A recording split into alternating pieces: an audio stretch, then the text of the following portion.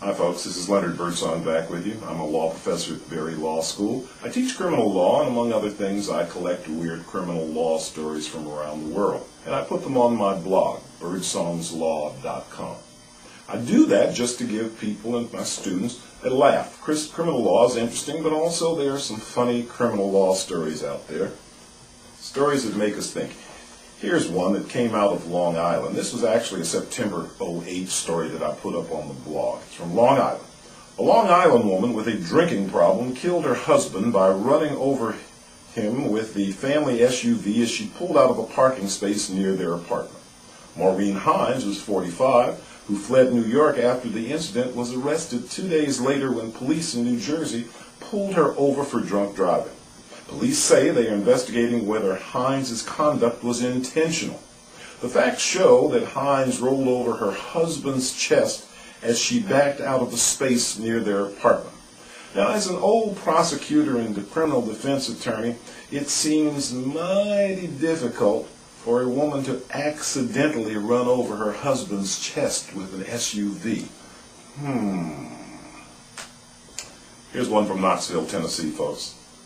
It appears like the original theory about a Tennessee district attorney's mysterious death in a cattle stampede 15 years ago was just a load of bull.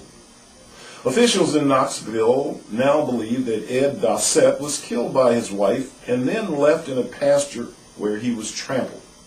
Raynella Dossett Leith has been indicted for Ed's death, and oh yes, by the way, she has already been charged in the 2003 murder of her second husband.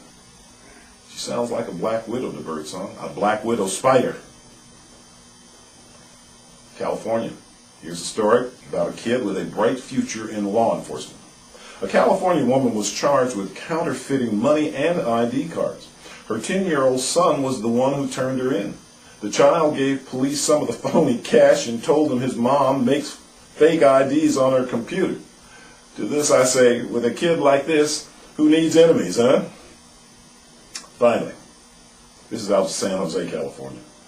Here's a guy who's watched the movie Heavy Metal too often, and maybe The Family Guy also. A 20-year-old man broke into a small airport near San Jose and filled his car up with aviation fuel because he thought it would make the vehicle fly and take him to some awesome rocking world.